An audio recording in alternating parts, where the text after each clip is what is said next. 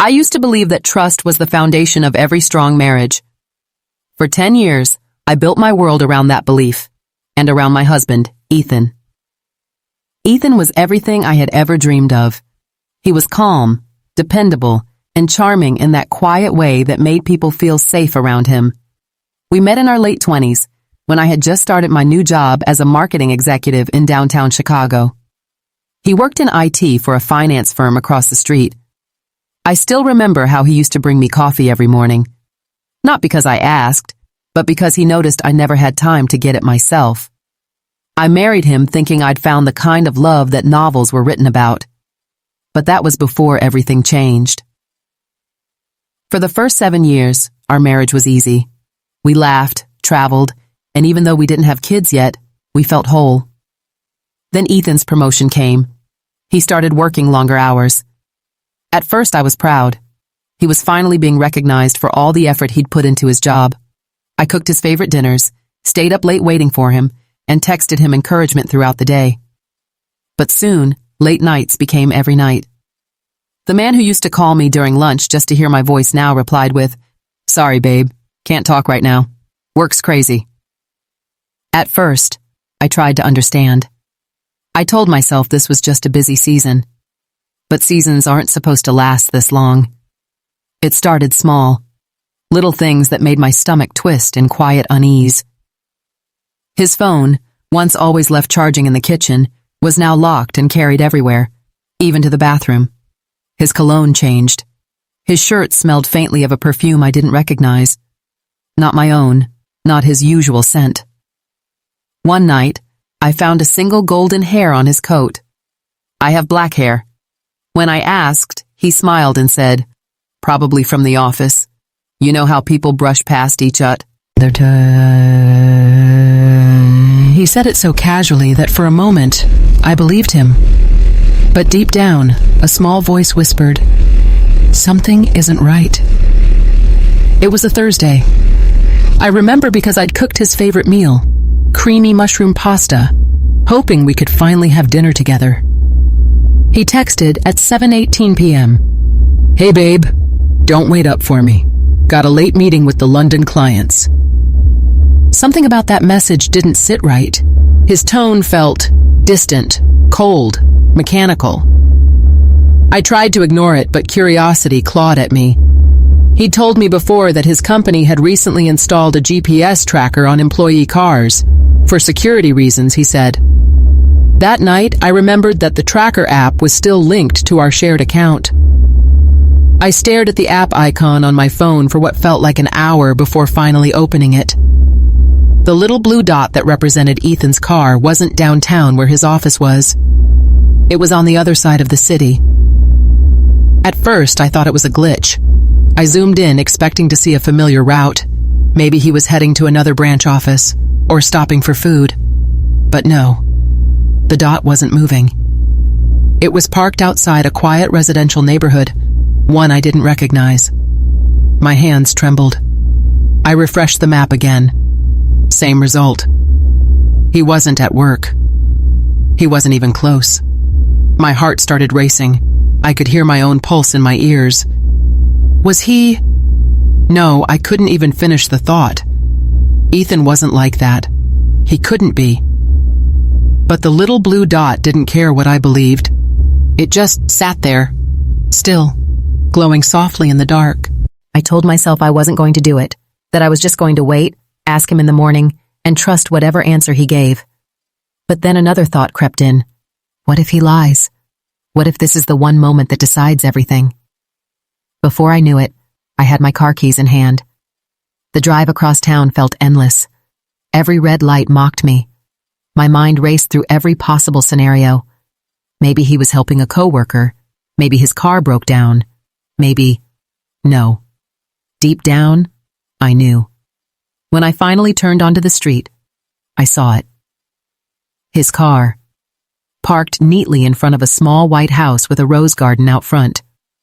The lights inside were warm, soft, inviting. A home. I pulled over a few houses away, turned off the engine, and sat there in silence, staring. Minutes passed. Then the front door opened. Ethan stepped out, laughing. He wasn't alone. A woman stood in the doorway wearing his jacket. She leaned up and kissed him. Not a friendly kiss. The kind of kiss that leaves no room for doubt. My world shattered in that instant. I don't remember how long I sat there. Time didn't feel real anymore. My hands went numb. My chest ached in a way I'd never felt before. When I finally drove home, it was like I was outside my body, watching myself through a fog.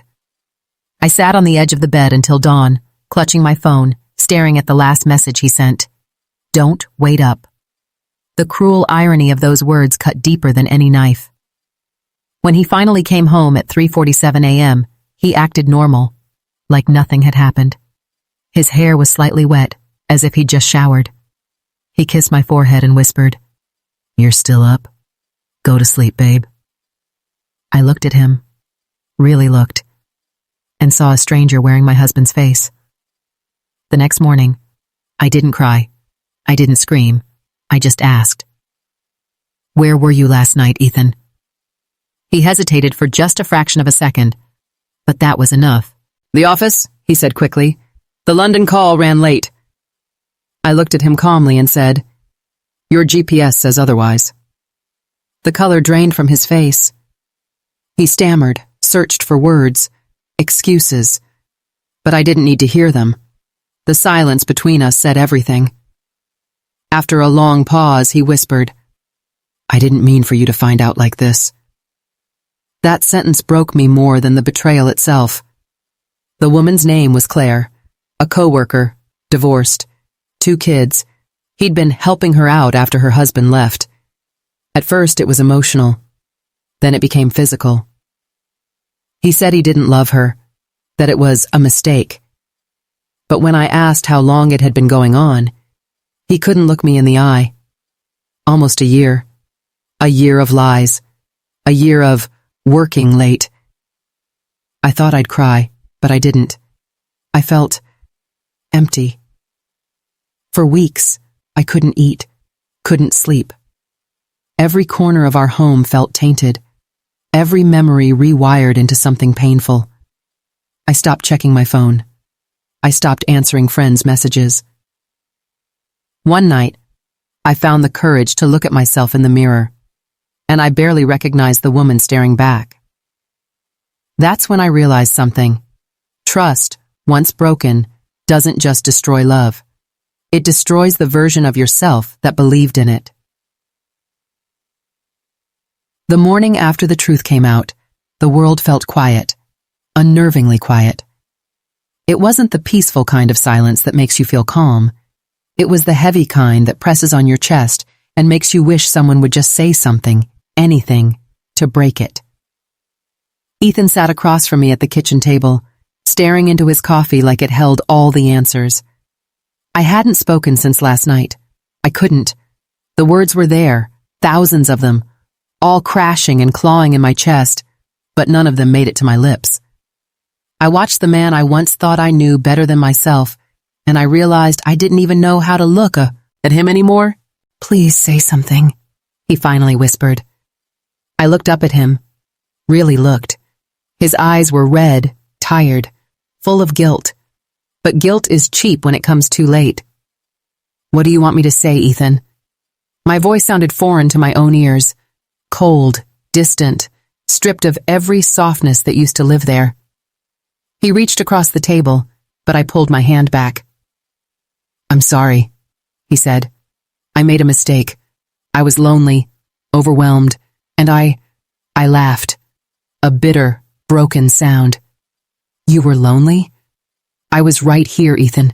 Every night waiting for you, cooking dinner, texting you, believing in you. You were the one who walked away." His jaw tightened. "I didn't walk away.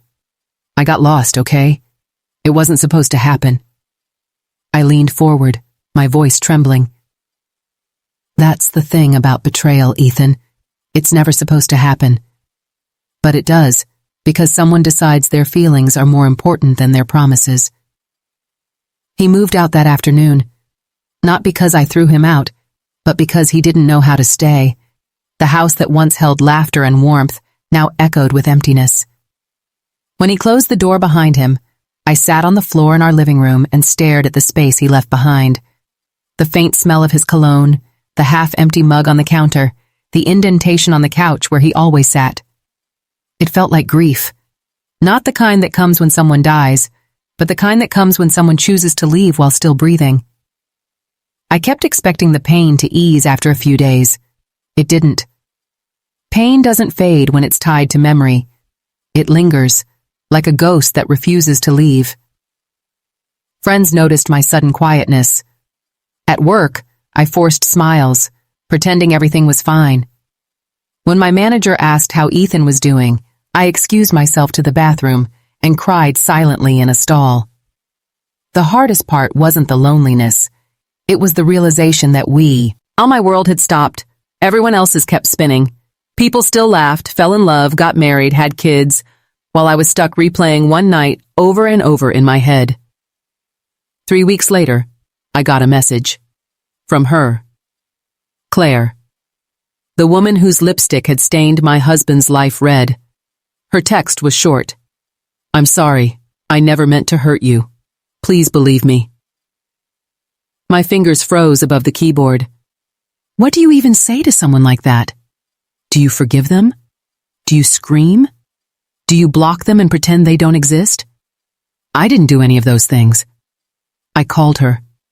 Her voice shook when she answered. I didn't think you'd ever... I'm not calling to fight, I said quietly. I just want to understand why. There was a pause. A long one. I didn't plan any of it, she said finally. He was kind to me. I was going through a divorce and he listened. He made me feel seen again. I guess we both needed someone. I swallowed hard. You knew he was married. Yes, she whispered, voice breaking. And I hated myself for it every single day. I didn't forgive her that day, but for the first time, I saw her as human. Not the villain I wanted her to be. Just another broken person who made a terrible choice. A month later, my sister convinced me to see a therapist. At first, I resisted. I didn't want to sit in some sterile room talking to a stranger about the pieces of my broken life, but eventually, I went. Her name was Dr. Harper, a middle-aged woman with kind eyes and a voice that felt like calm water. So, she said during our first session, tell me why you're here. I hesitated, because my husband cheated on me. She nodded gently. And what do you want? I blinked. I don't know. She smiled softly. That's okay. Sometimes the hardest part isn't moving on. It's figuring out where you want to move to. Those words stayed with me. Every week, she helped me peel away layers of pain. I realized I wasn't just mourning Ethan. I was mourning the version of myself that existed before the betrayal, the woman who believed in forever.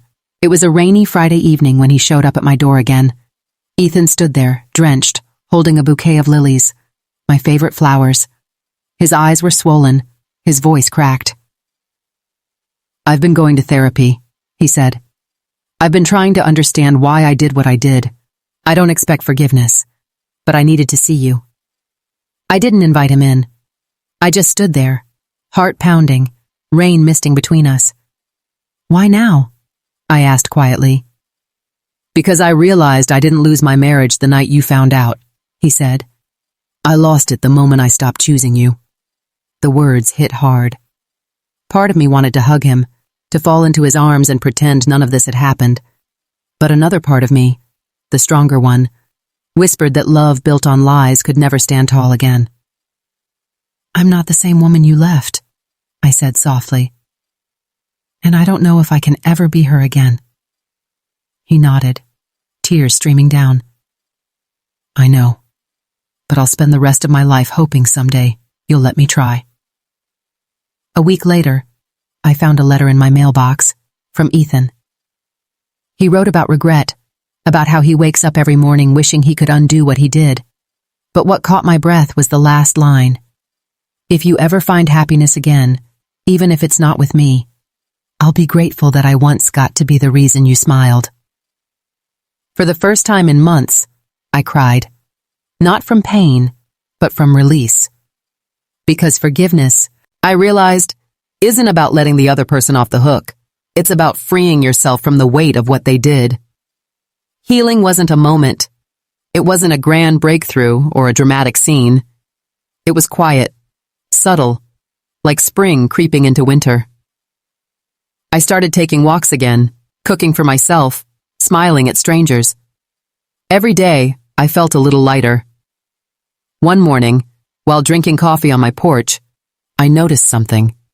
The sun looked different, warmer, or maybe I was just finally ready to feel it again.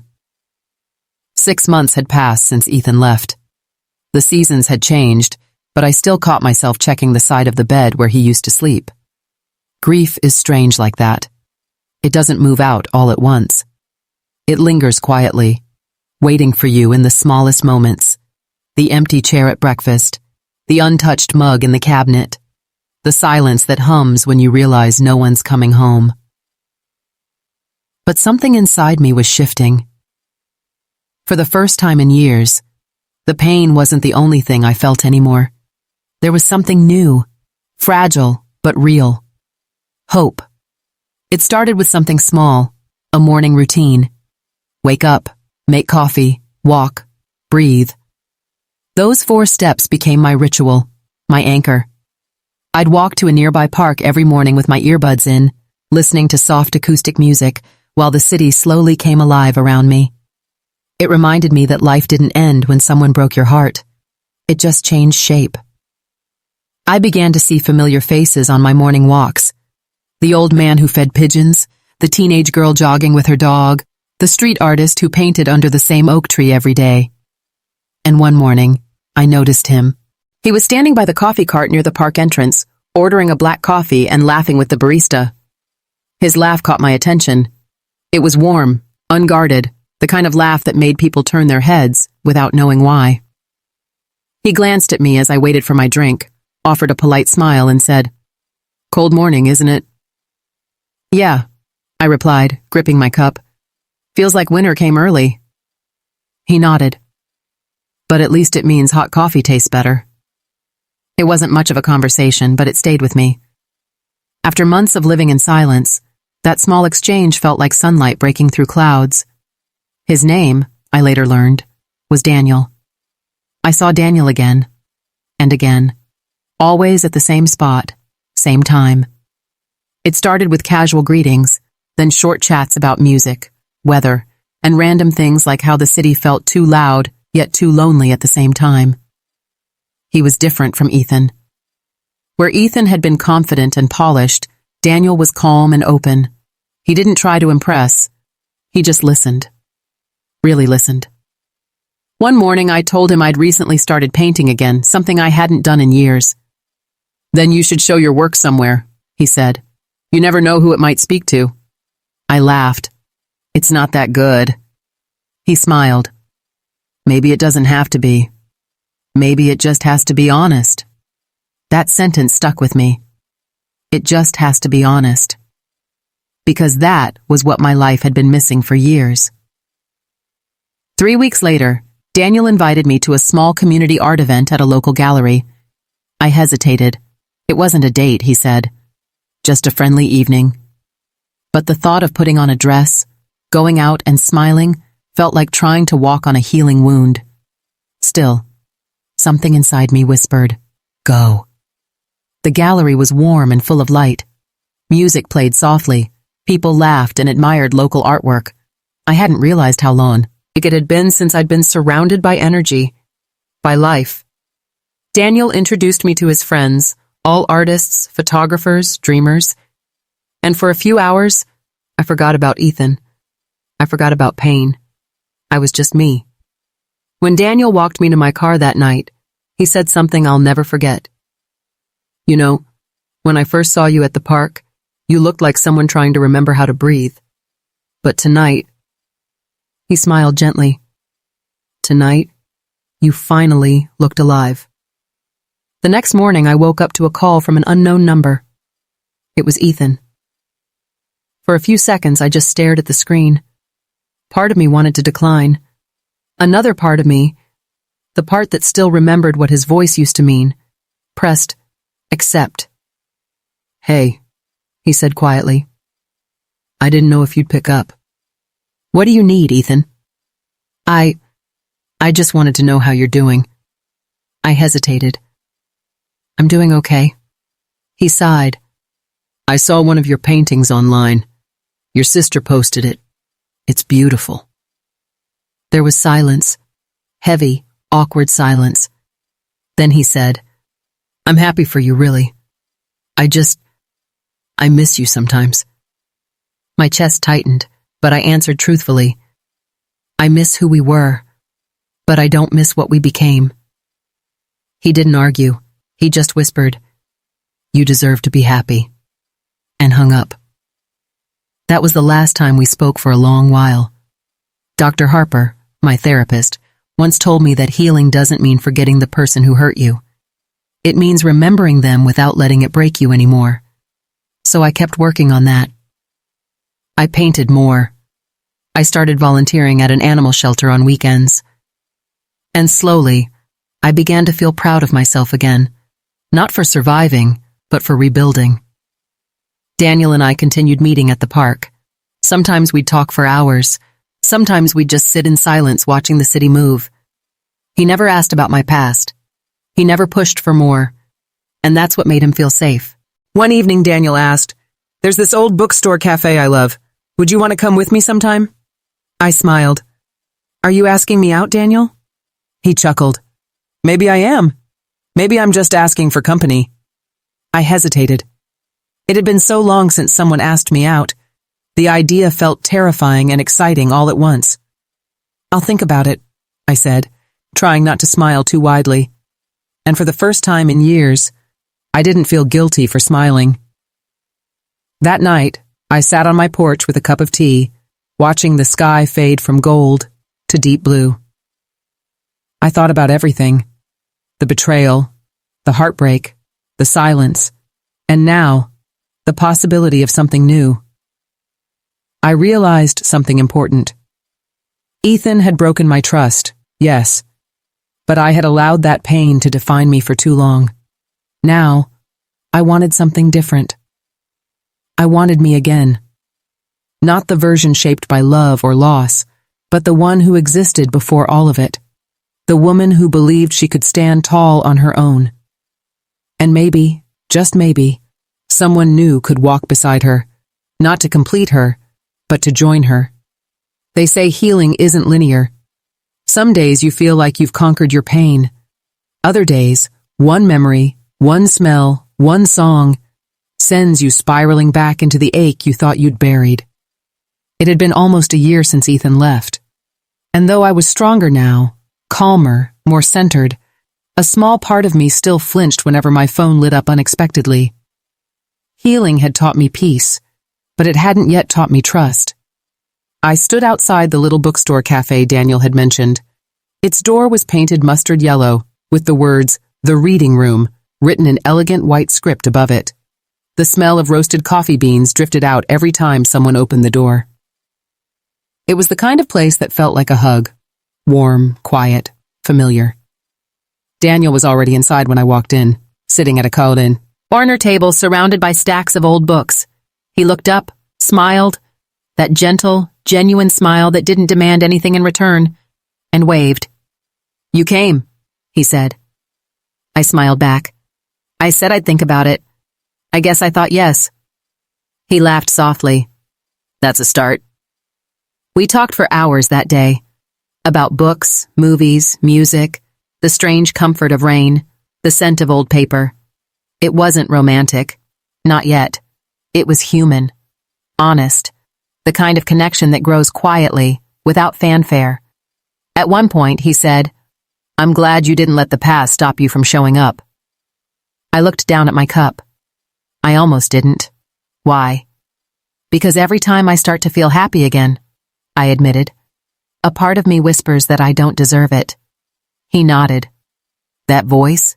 It's a liar. Don't let it write your story. His words stayed with me long after I went home. That night, I opened my journal and started writing a letter, not to Daniel, not to anyone, but to Ethan. Not because I wanted him back, but because I needed to let go of the last words I never said. Dear Ethan, I forgive you. Not because you deserve it, but because I deserve peace. I've carried the weight of your choices long enough, and I'm ready to set it down. You taught me that love without honesty is just illusion. But you also taught me something else, that I'm stronger than I ever thought I was. I hope you find what you're looking for. I already have. Myself. Goodbye. When I finished writing, I didn't cry. I just folded the page, placed it in a drawer, and felt something inside me finally exhale. A few days later, my mom called. She lived in Boston, and though we talked occasionally, I hadn't seen her in over a year. Sweetheart, she said, I've been thinking, maybe it's time you visit. It's been too long. I hesitated. My mom and I had always had a complicated relationship, loving but distant. She'd been through her own share of heartbreak, and sometimes I wondered if that's why she never liked Ethan.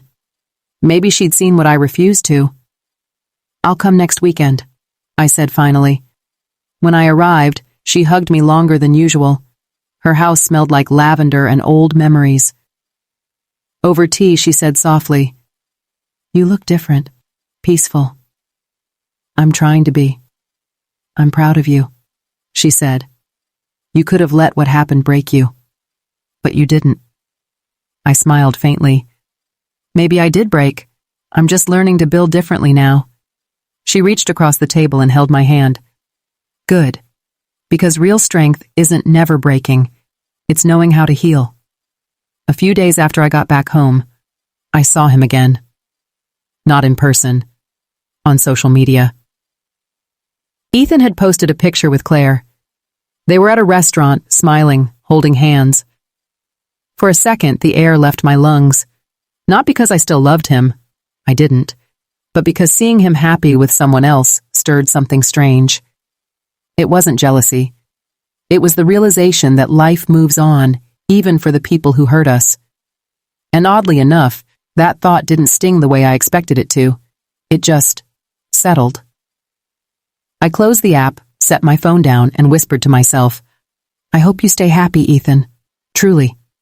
And for the first time, I meant it. A week later, Daniel texted, Want to go for a drive?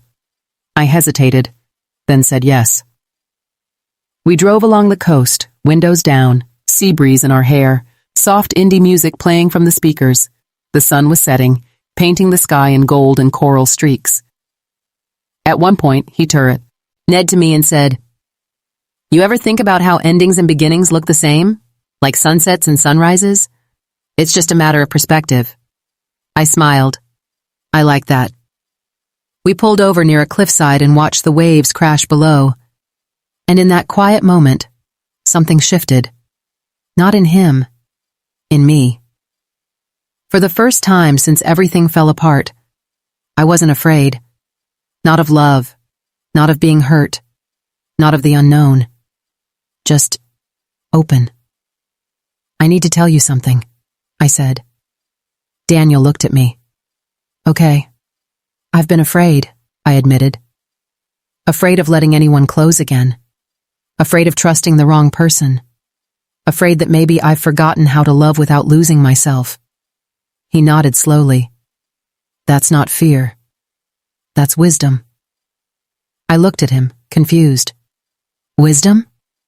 Yeah, he said. Wisdom is knowing the difference between who deserves your love and who just wants to borrow it. The simplicity of that line hit me harder than any grand gesture ever could. I didn't say anything else. I just smiled, a real one this time, and leaned my head back, letting the sea air wash over me. The next morning, I woke up lighter. It wasn't that the pain was gone. It's that it didn't own me anymore.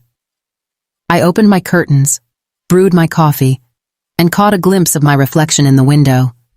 For the first time in years, I didn't see someone broken. I saw someone becoming whole. I texted Daniel. About that drive. When can we do it again? He replied a minute later. Anytime you want to feel alive. Daniel and I had grown close in a way that didn't need labels. We still met for coffee at the Yellow Door Cafe, still walked by the lake, still talked about everything from favorite songs to the way grief changes your taste in light. He never rushed me, never asked for more than I was ready to give. And because of that, I began to trust him, quietly, carefully, like a child testing the temperature of water. One Sunday morning, he asked if I wanted to help at the community art fair. They need volunteers, he said. Mostly people who can smile at strangers and hand out flyers. Think you can handle that? I laughed. Smiling at strangers? That might be too advanced for me. Then start with the flyers, he said, grinning. It was the first time I'd said yes to something new without overthinking it. That day, surrounded by color and laughter, I realized how long it had been since I felt part of the world instead of watching it from behind glass. At the fair, there was a booth where visitors could add brushstrokes to a giant communal canvas, a swirl of blues, greens, and pinks, like emotions tangled together. Daniel handed me a brush. Go on. I hesitated. What if I ruin it? He shrugged. Then it becomes more interesting. So I painted a single golden line through the middle, thin, steady, imperfect. See? He said. Now it's alive. Maybe he meant the canvas, but it felt like he was talking about me. That night, after the fair, I came home to an envelope in my mailbox. Inside was a formal letter. Divorce papers. I'd been expecting them for months, but holding them made everything real in a new way. The marriage had ended long ago in heart and spirit, but this was the final punctuation mark. I sat on the couch, papers spread before me, pen in hand. For a long time, I just stared at the signature line, my name printed neatly above the blank space waiting for my approval. Signing didn't hurt the way I thought it would. It didn't feel like loss. It felt like closure. Afterward, I poured myself a glass of wine, lit a candle, and whispered, "Goodbye, Ethan." And I meant it. A few nights later, Daniel and I were walking along the pier. The wind was sharp, the sky scattered with stars. He turned to me and said, "You look lighter lately. Happier." I signed the divorce paper, I admitted. He stopped walking. "How do you feel?" "Free," I said. "Scared, but free." He nodded. That's how new chapters always start. Something about his calmness, his certainty, gave me the courage to ask the question that had been growing quietly between us. "Daniel, what are we?" He smiled. "We're two people who survived things we didn't think we would." That's not an answer, I said, half smiling. He met my eyes. Then maybe this is... I care about you, more than I planned to. My breath caught. I care about you too. We didn't kiss. We didn't need to. The honesty between us was enough. But life, as always, tests new happiness. A month later, Daniel got a job offer, a photography project in London, 6 months abroad. He told me over coffee, voice soft, eyes searching mine. "I haven't said yes yet," he said. "You should," I told him instantly. "You've dreamed about something like this for years." "I don't want to leave you." I smiled sadly. "You wouldn't be leaving me. You'd be choosing you. And I'd never want to stand in the way of that." He looked down at his hands. "You really are different." "Different how?" "Most people want to be held onto. You want people to fly."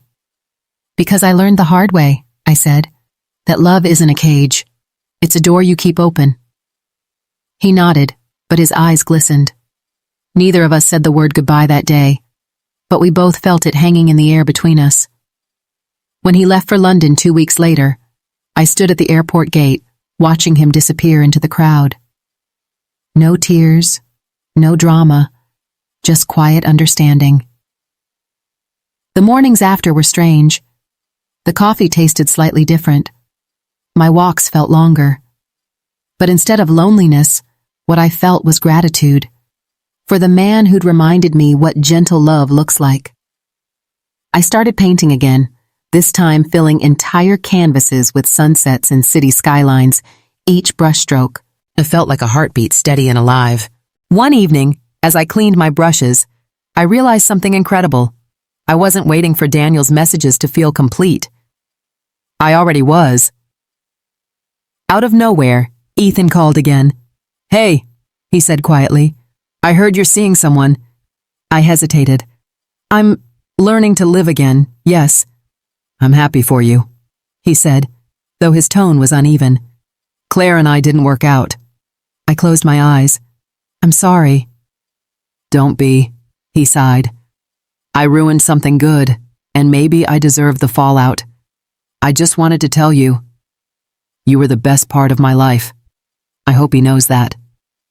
For a long moment, neither of us spoke. Then I said softly, "He doesn't need to, because I do." We hung up, and for the first time, I didn't feel anger or sadness, only peace. Forgiveness, I realized, had come full circle. Daniel sent postcards every week, photos of foggy streets, bookstores, and cafes that looked like scenes from a dream. His messages were simple. "This place is beautiful, but I miss our walks. Your paintings would fit perfectly here. Hope you're still choosing yourself." And I was. Every single day. 6 months later, he came back. I met him at the same park where we'd first spoken, by the coffee cart under the oak tree. He looked the same, but his eyes held more light. "You came back," I said. "I told you." He smiled. "Anytime you want to feel alive." We stood there for a long moment, the world humming softly around us. Then he reached for my hand, gently, like asking a question. I didn't pull away, because for the first time in a long, long time, I wasn't afraid of the answer. True love doesn't ask you to shrink. It gives you space to grow. The right person doesn't complete your story. They remind you you've been whole all along. And sometimes, love's greatest proof isn't staying forever. It's returning, after both hearts have learned how to stand on their own.